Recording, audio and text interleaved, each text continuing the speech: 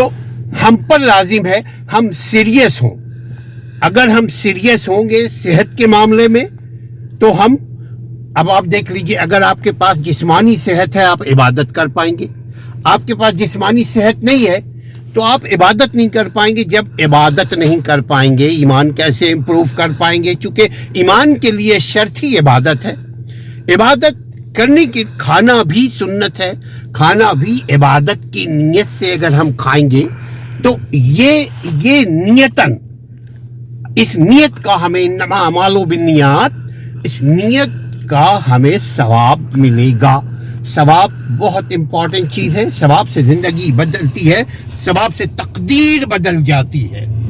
تو ثواب کا اہتمام کریں, اپنی جسم کی صحت کے معاملے میں سیریس رہے اس سے پہلے کہ صحت کا چراغ بجھ جائے.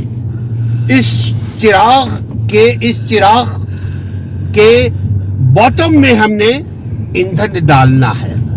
ایندھن ڈالیں گے چراغ جلے گا, یعنی انرجی ڈالیں گے چراغ میں, دیا میں, شمع میں, تو یہ روشن ہم کر پائیں گے اپنے گرد کے ماحول کو. تو صحت کا خیال بہت ضروری ہے, ایک جسمانی صحت اور ایک ہمارے اخلاقی صحت. اخلاق کو ہم بڑا ایزی لے رہے ہوتے ہیں. اخلاق دراصل ہم بحث کو اخلاق ہم سمجھتے ہیں کہ جیت اور ہار کے تصور کو ہم اخلاق سمجھتے ہیں کہ میں کسی معاملے میں مضبوط ہوں, میں جوان ہوں تو میں زیادہ اچھا ہوں, میں پیسے والا ہوں میں زیادہ اچھا ہوں, میں علم والا ہوں تو میں زیادہ اچھا ہوں. ایسا نہیں ہے.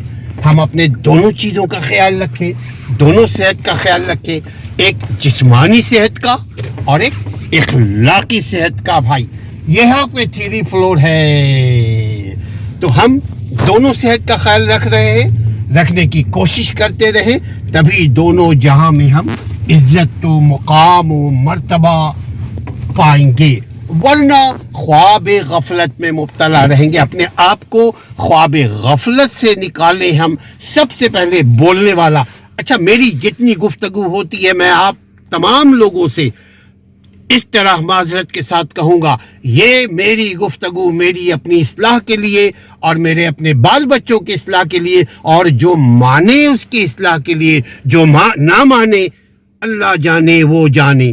چونکہ لوگوں میں ایروگن, کبر, تکبر بہت زیادہ ہے, تو جس میں وہ ہے ایروگن تکبر میں تو نہیں بدل سکتا. البتہ اچھی بات کو مانو, اپنے آپ کو رول ماڈل بناؤ, تبھی دنیا اور آخرت میں میٹھا پھل پاؤ گے.